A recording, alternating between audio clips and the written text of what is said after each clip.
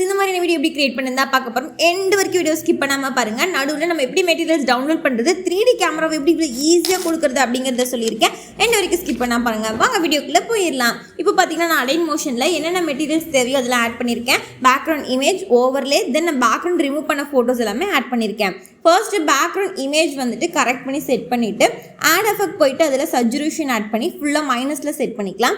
தென் நம்ம ஒப்பாசிட்டி போயிட்டு 66, 65 அந்த மாதிரி ரேஞ்சில் செட் பண்ணிக்கோங்க. நெக்ஸ்ட் ஓவர்லே தான். ஓவர்லேக்கு ஆட் எஃபெக்ட் போயிட்டு குரோமா கீ வந்து ஆட் பண்ணிக்கலாம். ஸோ குரோமா கீ ஆட் பண்ணதுக்கப்புறம் பிளாக் கலரில் கொடுத்துட்டிங்க அப்படின்னா பிளாக் ரிமூவ் ஆகிடும். தென் அதுலேயே ஆட் எஃபெக்ட் போயிட்டு கலர் கேடியன் கொடுத்துக்கோங்க. இப்போ இந்த கலரில் நமக்கு இருக்கு இல்லையா, இதை வந்துட்டு நம்ம ஃபோட்டோஸ்க்கு ஏற்ற மாதிரியான கலரில் மாற்றிக்கலாம்.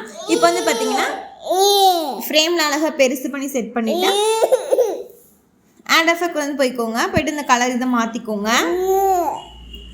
ஸோ இப்போ கலருக்குள்ளே போயிட்டு நான் வந்து இது ஃபோட்டோவுக்கு தகுந்த மாதிரியான கலரை சூஸ் பண்ணிவிட்டு கீழே இருக்கிறது ரெண்டுக்குமே வந்து ஒரே கலரில் கொடுத்துருக்கேன். நீங்கள் மாற்றி கொடுக்குறது அப்படின்னாலும் கொடுத்துக்கோங்க. ஸோ பார்த்தீங்க அப்படின்னா ஸ்க்ரீனில் இந்த மாதிரி கிடச்சிச்சு. நெக்ஸ்ட் வந்து இந்த ஃபோட்டோக்கு வந்து ஆட் எஃபெக்ட் போய்க்கலாம். வைப் வந்து ஆட் பண்ணிக்கோங்க. வைப் ஆட் பண்ணிவிட்டு நம்ம வந்து எண்டையும் ஆங்கிளையும் சேஞ்ச் பண்ணி க்ரியேட் பண்ண போகிறோம். ஸ்டாண்டர்ட் செட்டிங்ஸ் வந்து ஆட் பண்ணிக்கோங்க. இப்போ வந்து பார்த்தீங்கன்னா எண்டில் வந்துட்டு 90 இந்த மாதிரி செட் பண்ணிக்கோங்க. ஃபஸ்ட்டு ஆங்கிளை வந்துட்டு நம்ம மாற்றிக்கலாம். மாற்றி நம்மளுக்கு ஆங்கிள் எங்கே இருக்குதுன்னு ஃபைண்ட் அவுட் பண்ணிவிட்டு ஆங்கிளை பார்த்தீங்கன்னா 90ல் வந்து செட் பண்ணிக்கோங்க. 90.5ல் இருக்குது. தென் வந்து எண்டு வந்து இந்த மாதிரி வேணுங்கிற அளவுக்கு அட்ஜஸ்ட் பண்ணிவிட்டு ஃபர்தர் போயிட்டு இந்த மாதிரி கிளிக் பண்ணிக்கோங்க. லைட்டாக வந்து நம்மளுக்கு வந்து அடியில் வந்து ஃபர்தர் இதாகி கிடைக்கும். ஸோ பார்த்திங்க அப்படின்னா இந்த மாதிரி கிடச்சிருச்சு. அவ்வளோதான். அடுத்து பார்த்திங்கன்னா ஃபோட்டோஸ் வந்து ஆல்மோஸ்ட் நமக்கு ரெடி. இந்த மாதிரியான எஃபெக்ட் வந்து கிடச்சிச்சு. நெக்ஸ்ட்டு டெக்ஸ்ட்டு கொடுக்க போகிறோம். டெக்ஸ்ட்டு வந்து ரொம்ப சிம்பிளாக வந்து நம்ம வச்சுக்க போகிறோம். ஏன்னா நம்ம இதில் எந்த அனிமேஷன்ஸும் ஒன்றுக்கு ஒன்று கொடுக்க போகிறதில்ல. மொத்தமாக வந்து 3D கேமரா எஃபெக்ட் தான் கொடுக்க போகிறோம். ஸோ எல்லாத்துக்குமே ஷேடோஸ் வந்து ஆட் பண்ணிக்கோங்க. நெக்ஸ்ட்டு டெக்ஸ்ட் எஃபெக்ட் வந்து கொடுத்துக்கலாம். ஜஸ்ட் வந்து டெக்ஸ்ட்டை ஆட் பண்ணி அது என்ன டெக்ஸ்ட்டோ அதை நான் கொடுத்துட்டு அதுக்கு லைட்டாக வந்து நான் பிரைட்னஸ் மட்டும் வச்சுக்கிறேன்.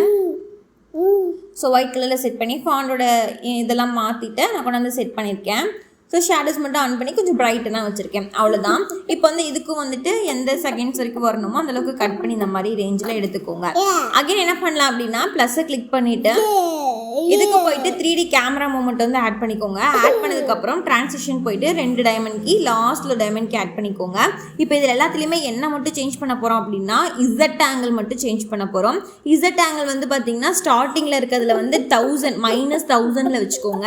1000ல் உங்களுக்கு அரேஞ்ச் பண்ண முடியல அப்படின்னா அதை கிளிக் பண்ணிங்க அப்படின்னாலே நம்மளுக்கு வந்து பாயிண்ட்ஸ் வந்து கிளிக் பண்ணுற மாதிரி இருக்கும், மாற்றிக்கிற மாதிரி இருக்கும். ஸோ நான் வந்து 2000 இருக்கிறத ஒரு 1000 ரேஞ்சில் மாற்றிக்கிறேன்.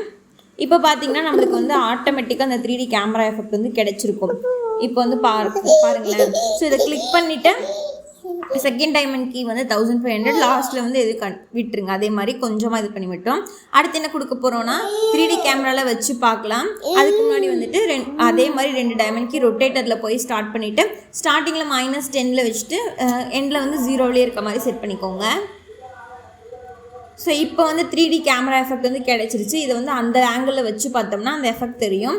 இப்போ வந்து பாருங்களேன், இதை கிளிக் பண்ணி கேமரா ஆங்கிளை ஆன் பண்ணி விட்டு பார்த்தீங்க அப்படின்னா நமக்கு வந்து இந்த மாதிரி கிடச்சிருச்சு. அவ்வளோதான். ரொம்ப சிம்பிள் தான். நம்ம ஒட்டுக்கா வந்து 3D அனிமேஷன்ஸ்லேயே வந்து 3Dலேயே வந்துட்டு எல்லா அனிமேஷன்ஸும் கொடுத்து ஈஸியாக க்ரியேட் பண்ணிட்டோம். இதே மாதிரி எஃபெக்ட்ஸ் வந்து மற்ற பிக்சர்ஸ்க்கு யூஸ் பண்ணி நீங்கள் ரொம்ப சிம்பிளாக இந்த வீடியோ க்ரியேட் பண்ணிக்க முடியும்.